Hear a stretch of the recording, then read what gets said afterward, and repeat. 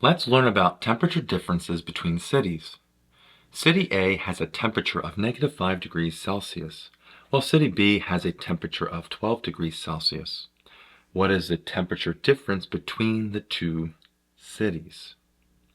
So if we want to find the difference in the temperature between the two cities, I'm going to start with my highest temperature, City B, and I'm going to subtract the lower temperature city, City A. City B had a temperature of 12, and then we're subtracting the temperature of City A, which is at -5.